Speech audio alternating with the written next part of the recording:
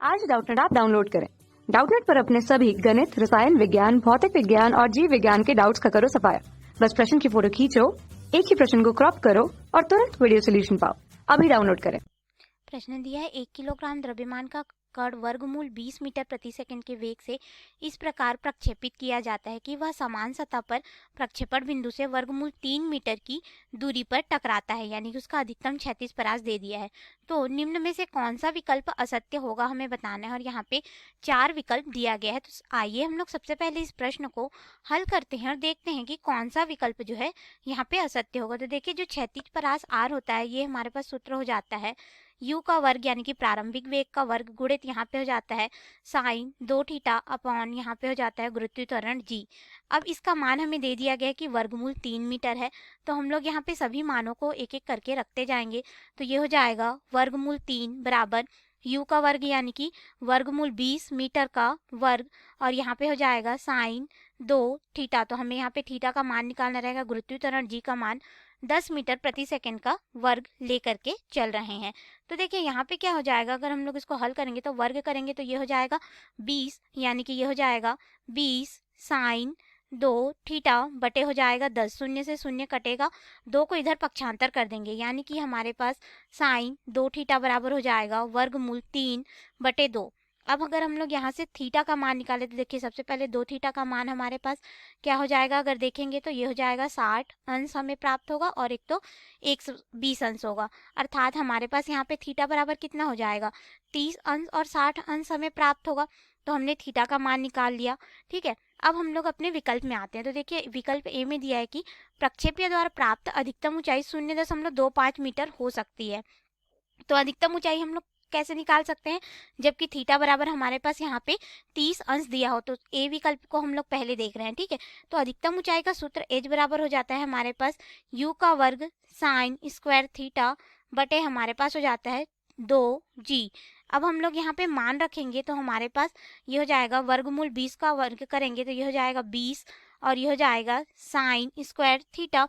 तो साइन का हम लोग यहाँ पे 30 अंश का मान लेके चल रहे हैं। ठीक है, तो 30 अंश का वर्ग करेंगे और ये हो जाएगा 2 गुणित 10, तो ये वाला मान तो कट जाएगा, और फिर हमारे पास यहाँ पे इसको हल करने पे मान हो जाएगा साइन 30 अंश का मान अगर हम लोग देखें तो हो जाता है 1/2, यानी कि 0.5, 0.5 का वर्ग करेंगे तो ये हो जाएगा हमारे पास 0.25 मीटर। तो अधिकतम ऊंचाई अर्थात हमारा यहाँ पे कथन ए जो है सत्य हो जाएगा, और हमें असत्य कथन निकालना है। ठीक है, अब हम लोग अपने कथन बी में आते हैं। तो बी में हमें दिया गया है कि गति के दौरान न्यूनतम वेग जो है 75 मीटर वर्गमूल 15 मीटर प्रति सेकंड होगा।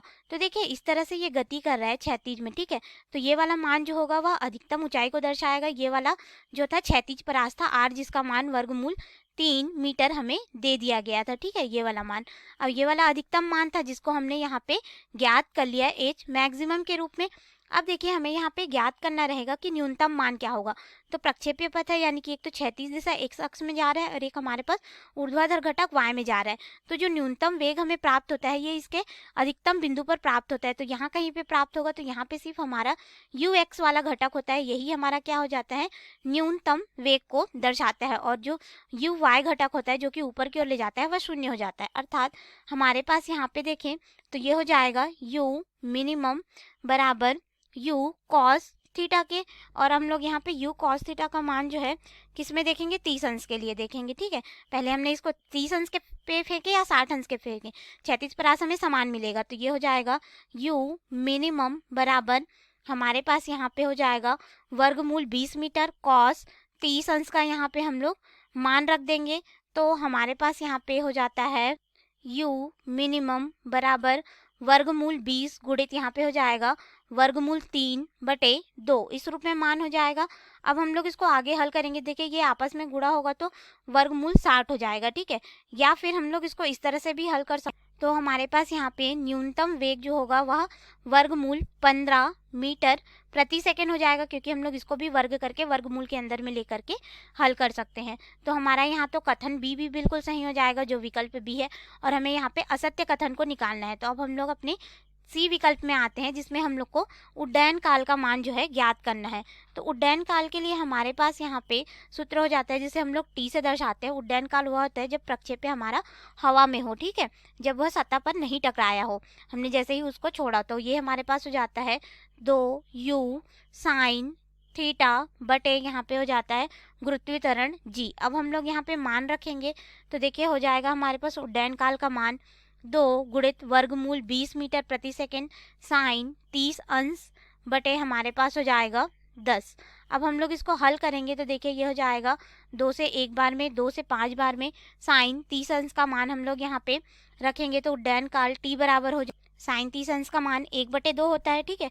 तो यहाँ पे हम लोग मान रख देंगे तो वर्गमूल 20 को हम लोग 1/10 से भाग दे देंगे, क्योंकि 1/2 होता है तो नीचे आके इससे गुणा होगा।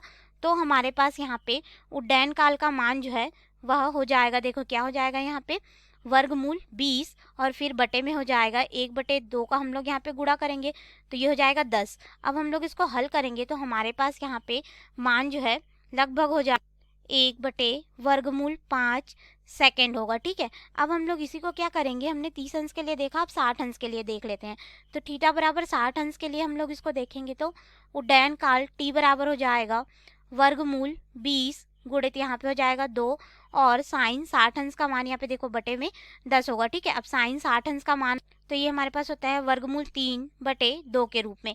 तो यहाँ से 2 से 2 कट जाएगा और फिर हमारा ये क्या हो गया वर्गमूल 60/10 हो जाएगा, वर्गमूल 60/10। इसको हल करेंगे तो उड्डयन काल टी बराबर हो जाएगा वर्गमूल 3/5 सेकेंड हो जाएगा, ठीक है। तो यहाँ से अगर हम लोग सी विकल्प को देखें तो सी विकल्प भी हमारा सही हो जाएगा, उड्डयन काल वर्गमूल 3/5 सेकेंड आ रहा है।